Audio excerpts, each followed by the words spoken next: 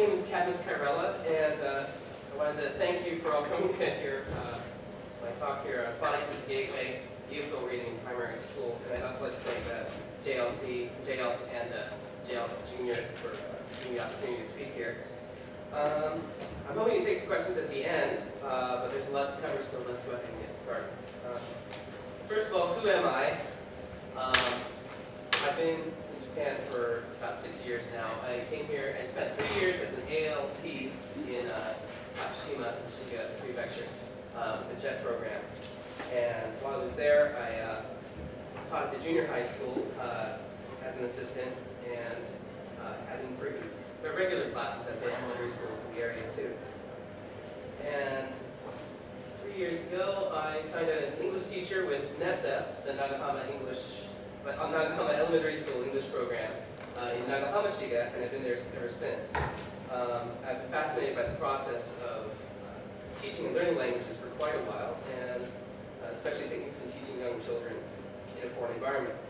In order to learn more about the process involved, I started to work on an MA in Applied Linguistics at the University of Birmingham, done through David English House. And I'm soon to start working on my dissertation, where I'm planning to use do a literary analysis using corpus linguistics and systemic functional grammar to decode ideologies and texts. Well, so now you know me a little bit better. I'd like to briefly introduce NESEP, which has been where I've applied the ideas I'm going to talk about.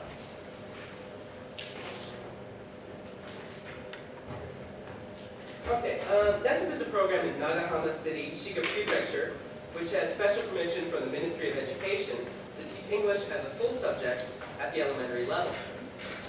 The program has been in existence for about 7 years. Before then, English was taught as well, but only in the sense which it has predominantly been taught in elementary schools in Japan, which is generally sporadically and in the context of an internationalization agenda, and not necessarily language education as such. One of NESEP's stated goals is to teach English communicatively, relying on student-centered teaching techniques as opposed to the teacher-centered techniques often found at the higher levels. Now, another objective is to enhance cultural awareness and foster positive perceptions of foreign peoples. Included in this is the goal of showing the children how learning a language can be enjoyable and showing them how they can actually use language in their lives. A more recent goal has been to develop a smooth transition between elementary school and junior high, where we have seen the two distinct methodologies increasingly clash as students proficient in communicative English run against a wall of apathy as they are confronted with a drastically different grammar translation method.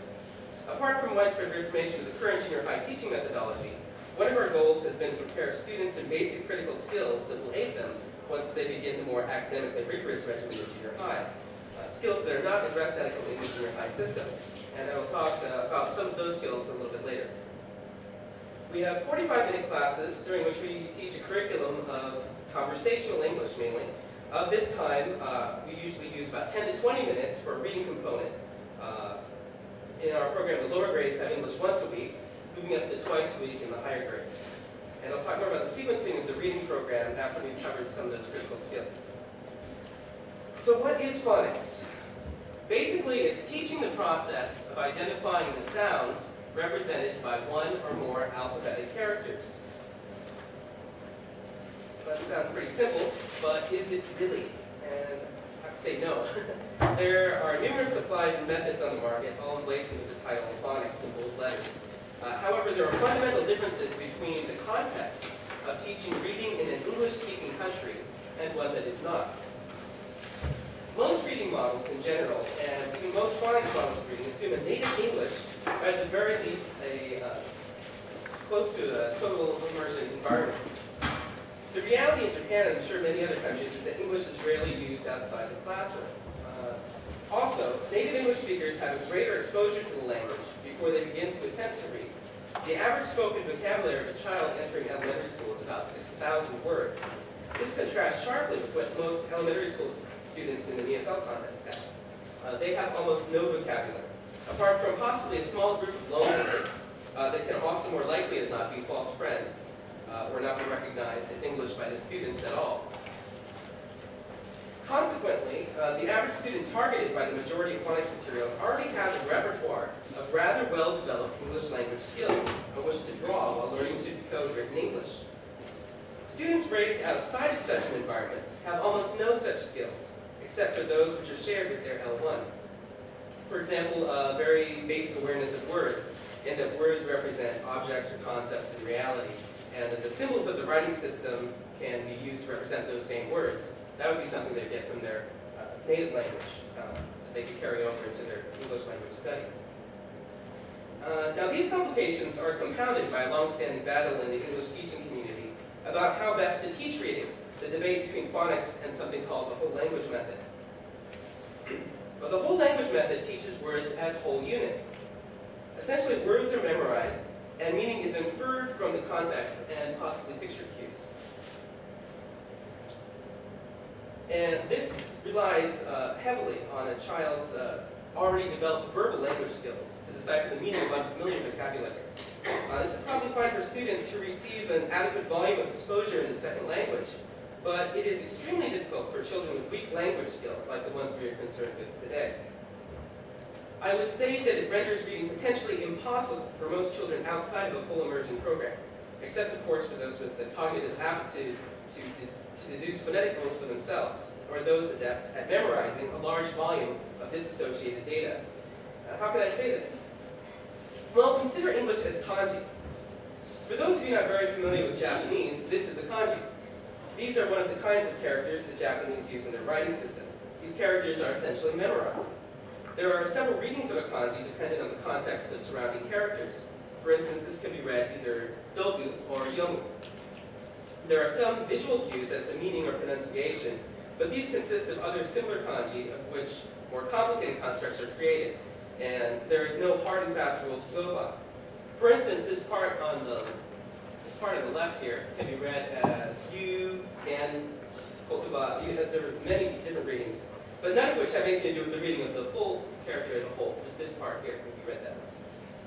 But this part's meaning has to do with language, and it's akin to the meaning of the larger character, which means to read.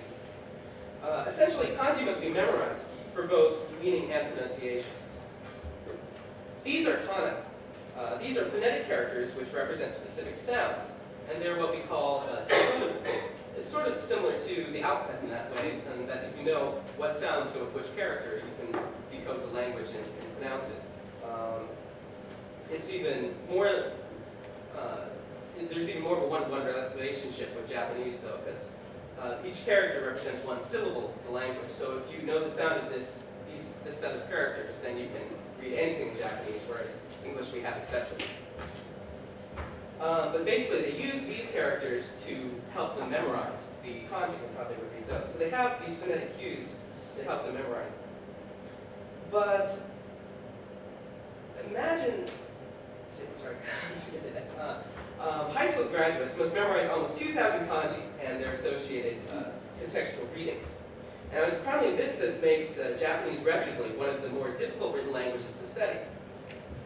Now imagine that every isolated English word is a kanji, except that you have no consistent method for decoding the phonetic components of those words beyond the kana that you write above or below the word to assist in your memorization.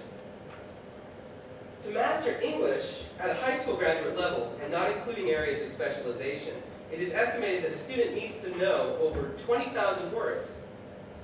Imagine simply having to memorize them all as discrete visual patterns like kanji, using a character set which consists of only 52 discrete characters like English does.